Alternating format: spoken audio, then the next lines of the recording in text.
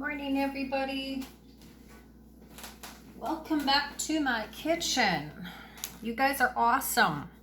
You guys all deserve big high fives and pats on the back. You guys are so supportive and so encouraging. And you know what? If we could all just remember that and encourage each other all the time, what a better world this would be. I've had some pretty amazing response to my art. Really quite overwhelming. It's like overwhelming. So I thank you many times over, you guys. I thank you. So let's try to create something beautiful this morning. My base coat, as you can see, is down. Most of the bubbles are popped. I do mix my base coat 75-25% with my pouring medium. I mentioned it yesterday on a video or this morning, and somebody asked me if I always do that, and I do. I like crisp, clean lines. There's a big difference in my pieces when I don't add the pouring medium. So yes is my answer. I always add medium to my paint. But you know what? You guys do what works for you, because it's a very individualized hobby, you guys. You know, it really is. This is interference something or other. We used it in my last video as well. Explanation is with that video. It started as interference violet, and then it became violet and green mix. So now it's something. That was American Deco Art white satin enamel. I've been adding it quite a bit to these bloom pours lately. It kind of has a cool effect. This is, Shift Folk Art color shifting paint. These are pretty. These are really pretty, you guys. It's too bad that they were not really costly, but I guess when you figure out they're about $7 for one of those little bottles, it starts getting up there. Little bit of blue. Let's add some green. Let's put some foliage color in there. Let's see if I can find my green first. Here it is. Tiny bit thick. We're going to water it down just a smidge. Nothing more than plain water, you guys.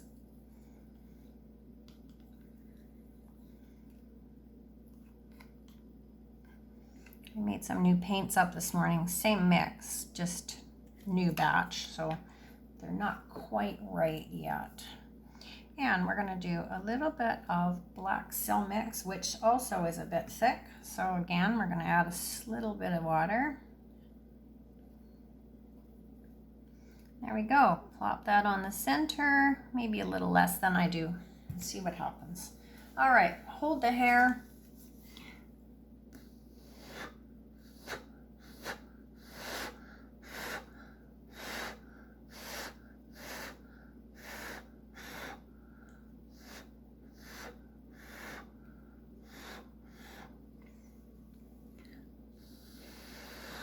All right, we're gonna try to be patient.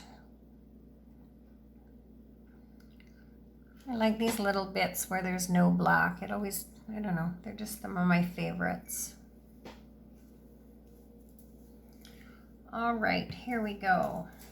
So, my fancy tool this morning is a dental pick, only because that's what I have in my hand. So here we go, guys. We're going to modify our bloom. We're just going to go in. We're going to make lines in each direction. Some small, some big. We're going to just modify it. Modify the bloom. That's what we're going to call this. Modify the bloom painting.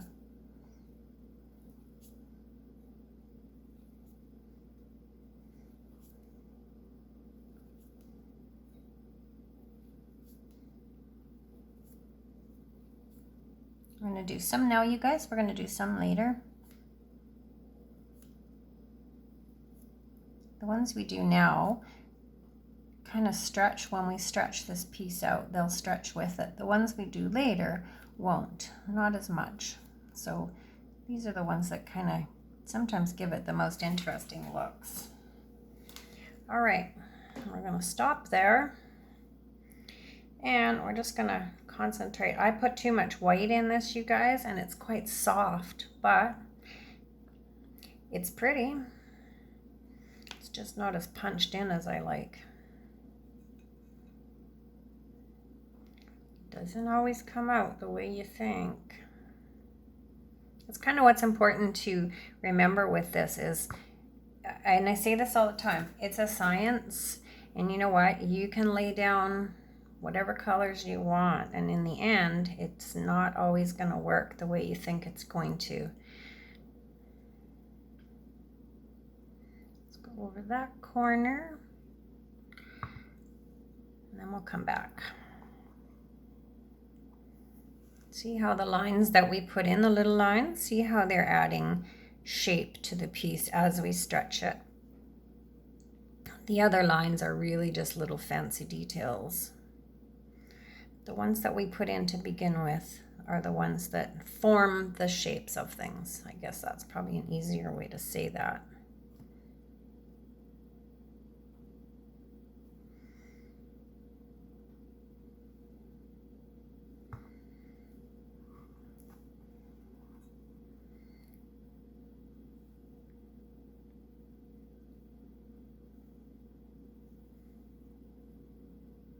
So guys, just keep stretching it. You know what? I like negative space, so I tend to leave corners. I'm going to leave that and just add to it.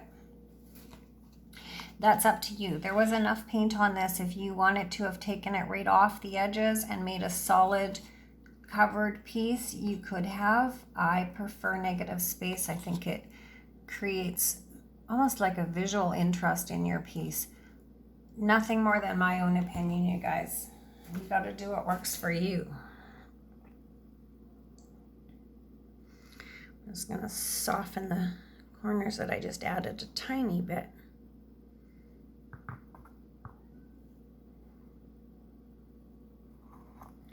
Guys, take it one way and then bring it back. Stretch it out. Like I said, remember, sometimes you're going to lose something and you're going to gain something else. Here we go again with the same system I just finished saying. I really need to fix that. Okay. I'm going to fix my corner that I got my big fat finger stuck in again. And then we're going to put some little details in this.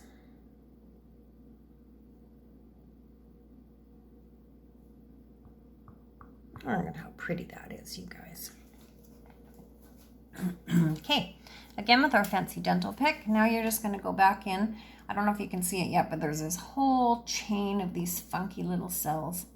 They're quite pretty. And now we're just going to add some just sort of fine details. And that's up to you what you do with this at this point, or any point as far as that goes. You can make it as complex as you like. You can leave it as is. It was equally as pretty. It's yours. You do what you want. And you know what? Grow and learn with it, you guys. Just do it. It's only paint. I say that all the time. Everybody laughs at me. It's only paint. Don't be afraid to wreck it. You learn more from wrecking something than you do from not mucking with it. Trust me. Trust me. Trust me. Ooh, I don't know. I don't really want to mess with that. It's so pretty. Maybe we'll just stick to some funny little details on the bottom.